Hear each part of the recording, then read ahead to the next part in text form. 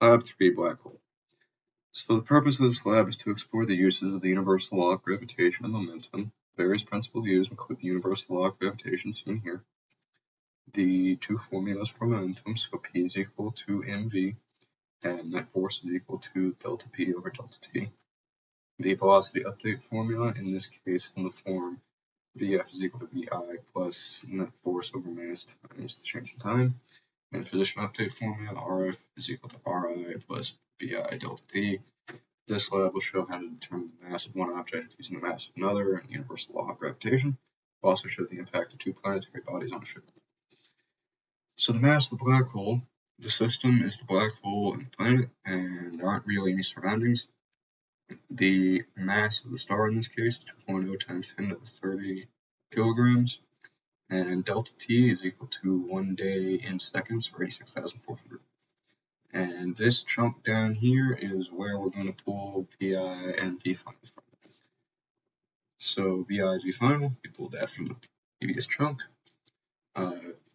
Initial and final momentum. Initial is equal to VI times mass of the star. PF is equal to V final times mass of the star. Delta V is equal to V final minus V initial. Delta P is P final minus P initial. The derivative of momentum with respect to time is just delta P over delta T, which by definition is equal to net force. P hat is a normalized form of P initial. The magnitude of momentum with respect to time is the magnitude of PF minus the magnitude of PI over delta T, and that times P hat will give you delta P, delta T parallel, which by definition is the net force in the parallel direction. For dp dt perpendicular, it's just dp dt minus dp dt parallel, and by definition, that's equal to the perpendicular part of net force.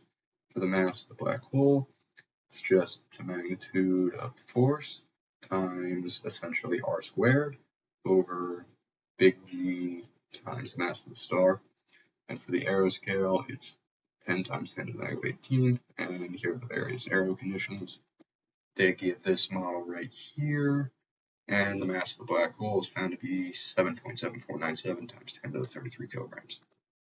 So for part 2, the system was a spaceship, the surroundings of the black hole and the planet.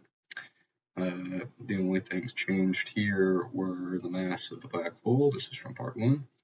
And the time my model took, it took me 3 hours to run it. So for the code, the distance between the black hole and the planet is just the planet's position minus the black hole's position. R hat of that is just the normalized form of the distance between the black hole to the planet.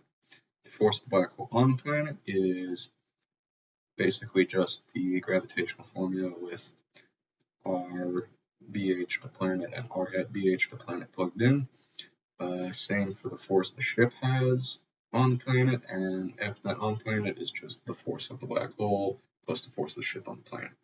It's the same thing for the ship, but this time we're looking for the force from the planet and the black hole. For the planet's velocity, it's just the planet's velocity plus the net force on the planet over the planet's mass times delta T. And for the planet's position, it's just the planet's position plus the planet's velocity times delta T. Same for the ship, except this time it's just now the force on the ship and the ship's velocity and the ship's mass. So for the results, the escape velocity I found was negative 4e7, 1.7 e6 meters per second. I gave that model. The what if on the orbit velocity, it was negative 1 e6, 8 e6 meters per second.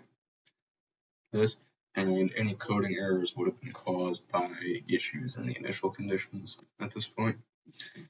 And for what does it mean? Net force is equal to the derivative of momentum with respect to time. It's equal to parallel and perpendicular components of this derivative. The parallel portion of momentum can tell you whether an object is speeding up or slowing down, but it can also tell you how much force is being applied on the parallel axis. Since the change of momentum would imply a force being applied, well, whether or not speeding up or slowing down.